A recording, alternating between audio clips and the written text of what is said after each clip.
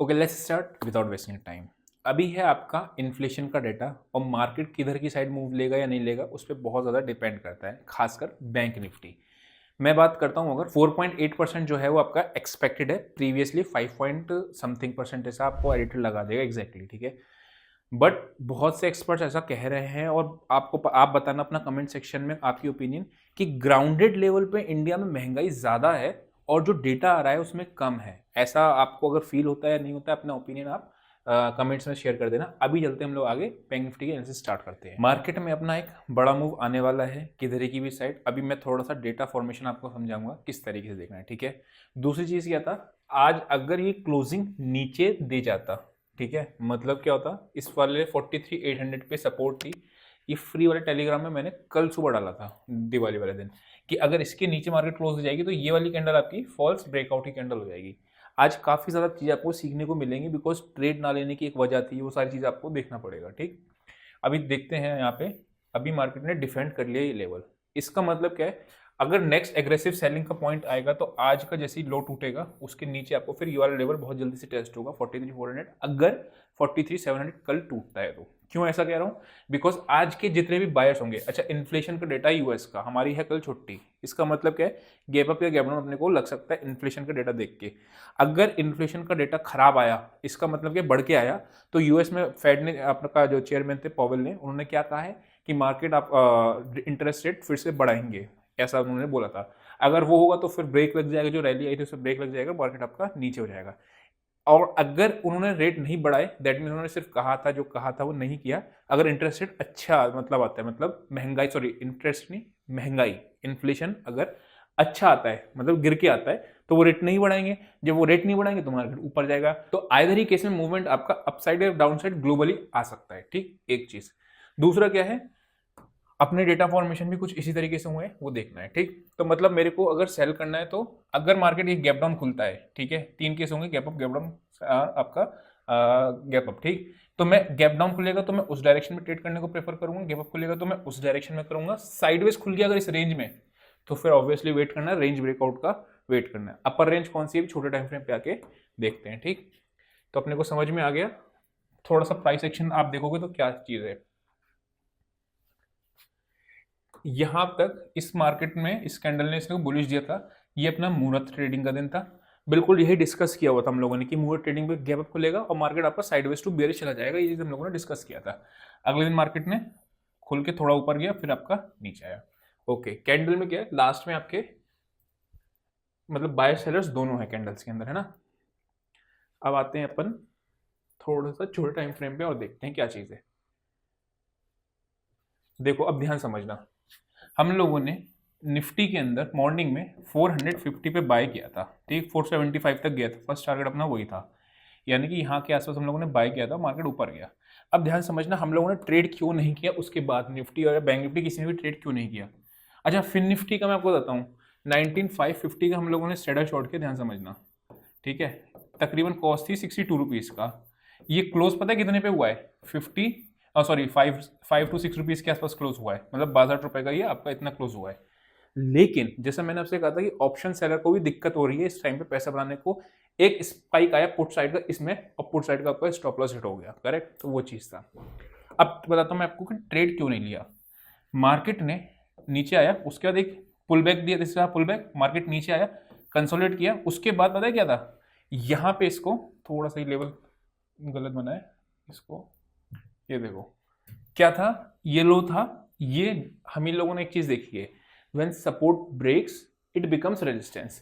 और ये red candle आपको बीच में दिख रही है, ये वाली, इस कैंडल ने कंफर्मेशन भी किया और मैं शॉर्ट का ट्रेड ढूंढ रहा था। द मोमेंट ये शॉर्ट इसको तोड़ता मैं शॉर्ट की तरफ जाता, लेकिन अगली ही कैंडल ने इसने क्या करा, ऊपर दे दिया। उसके बाद ये कैंडल बनने के बाद मार्केट पूरा आपका साइडवेज चलेगी, मतलब ना कॉल बढ़ी ना आपकी पुट बढ़ी, ठीक।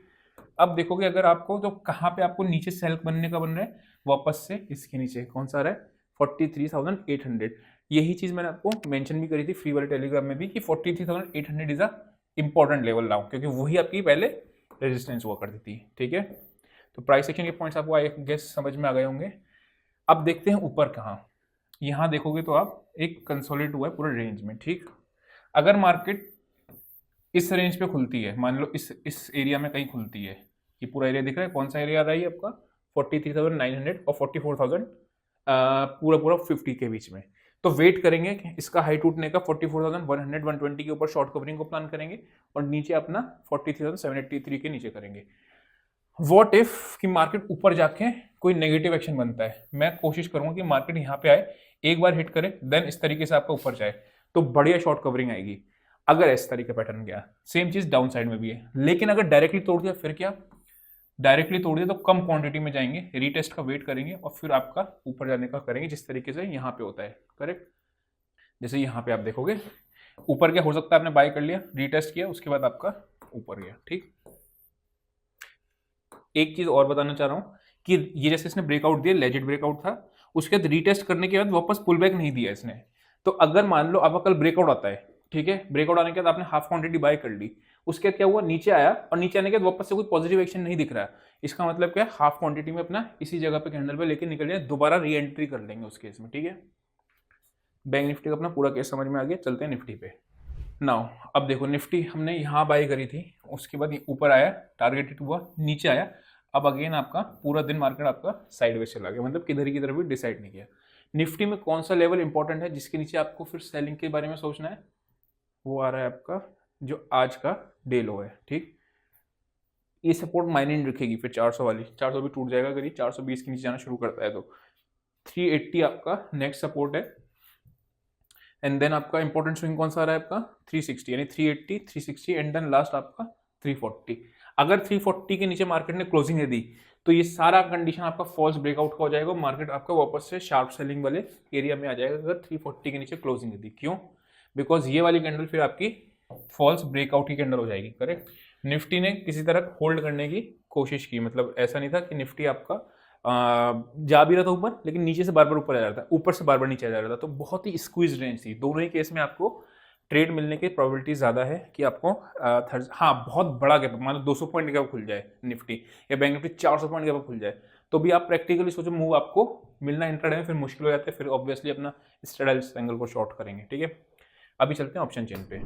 शीट में मैं आपको मेंशन कर दूंगा कि कहाँ पे कॉल राइटर्स बैठे हैं, कहाँ पे पुट राइटर्स ट्रैप है, दोनों ही ना बहुत कंजेस्टेड, यहाँ पे अभी बहुत खास नहीं हुए, तो कल वाले लेवल्स देखने पड़ेंगे आपको, वो सारे मैं मेंशन कर दूंगा उसमें शीट के अंदर। ठीक, अभी अगर आप देखोगे तो 28 लाख 19,500 पे बैठे हैं, फिर आपका 19,600 पे आपका 36 लाख के आसपास बैठे हैं, 32 लाख आपके 19,650 के आसपास हैं, और नीचे अगर आप देखोगे तो पुट राइटर्स, ऑब्वियसली पुट वाले लोग भाग के गए हैं। ठीक है, आप देखना अगर मार्केट जरा सा भी गैप खुलेगी ना, ये बहुत एग्रेसिव इस जगह पे राइटिंग आनी आपको दिख जाएगी, बहुत एग्रेसिव तरीके से अगर गैप खुलती है मार्केट। क्यों? बिकॉज ये फिर सारे लोग जीरो की तरफ प्लान करेंगे, आपका जीरो होता है। ठीक है, वेयर एज शॉर्ट कवरिंग ऊपर की तरफ प्लान कब करनी है आपको 19,505, ये एक इंपॉर्टेंट लेवल आ रहा है प्रीवियस से भी, 505 और 515 का जोन जैसी काटेगी आपको, यहाँ वाले जितने भी शॉर्ट चल रहे हैं देख रहे हो आप ट्रैप हुए हैं। अभी भी अगर आप देखोगे तो 55 लाख टोटल बैठे हैं, 500 पे आपके 1 करोड़, यानी यहाँ से लेके यहाँ तक के कॉल राइटर्स। अगर मैं 525 के ऊपर देखता हूँ मार्केट को शॉर्ट कवरिंग के बारे में, तो आपके 1 करोड़ 2 करोड़ तकरीबन 2 करोड़ के कॉल राइटर्स आपके ट्रैप होते हुए दिख रहे हैं। पुट साइड में आते हैं। ठीक है, पुट साइड में अगर मैं बात करता हूँ तो 79 लाख आपके 19,400 पे, 19,380 आपका नीचे का एरिया है शॉर्ट कवरिंग ट्रिगर होने का। ठीक, आपका इधर आपका 62 लाख, आज कोई खास हुई नहीं है, यहाँ पे देखोगे तो आपको कोई खास पुट राइटर्स है नहीं। अगर मार्केट गैप डाउन खुलती है तो यहाँ पे और एग्रेसिव आपके कॉल राइटर्स आके ग्रिप में हो जाएंगे। ठीक है, वो चीज़ ध्यान रखना। एक इंपॉर्टेंट लेवल है निफ्टी के अंदर 19,330, अगर 330 का लेवल मार्केट को होल्ड या डिफेंड कर जाता है, 325 330 का लेवल। ठीक है, अगर आपको याद होगा तो हम लोगों ने निफ्टी में स्विंग ट्रेड 19,340 पे फर्स्ट टाइम खोला था, मतलब 100 पॉइंट जब स्विंग ट्रेड का होता है, जब मार्केट में हम लोग 100 पॉइंट 200 पॉइंट्स को देख रहे होते हैं, वही लेवल है ये 330 340 का, तो उसको अपने को ध्यान में रखना है। ठीक, बैंक निफ्टी पे आते हैं।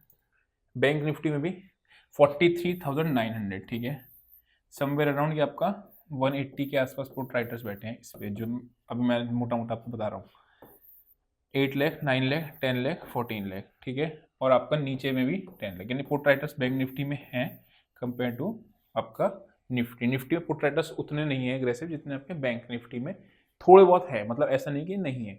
इधर अगर आप इसके देखोगे तो इनकी भी वैल्यू लूज हुई है, यानी प्राइस इनके भी गिरे हैं, और वाई बढ़ा है, वाई बढ़ता है प्राइस गिरता है, मतलब शॉर्टिंग बनता है। राइट, तो सेम चीज़ है, ठीक। इधर भी आप देखोगे तो सारे प्राइसेस आपके गिरे ही हैं। ओके, अब मैं क्यों ऐसा कह रहा हूँ बड़ा मूव आने वाला है, एक तो मैंने आपको मैक्रो फैक्टर बताया, ठीक। दूसरा क्या है, मार्केट में ना ये लोग बहुत ज़्यादा बहुत स्टिफ रेंज में नैरो रेंज बनती जा रही है। आप देख रहे हो निफ्टी 19,380 400 से लेके 480 की रेंज, कितनी 80 पॉइंट की रेंज बहुत टाइम से ये आपका बिता रही है। तो जब भी रेंज ब्रेकआउट या ब्रेकडाउन आता है उस केस में हम लोग टारगेट्स को बड़ा प्लान करते हैं, ठीक है। हो सकता है प्रोबेबिलिटी की वेडनेसडे को वजह, अगर गैप अप पे गैप डाउन मूव खा गया तो बात अलग है, नहीं तो देखते हैं हम लोग वेडनेसडे को, ठीक है। तो आई होप को समझ में आया होगा। आज के लिए इतना ही, see you next session, till then bye bye.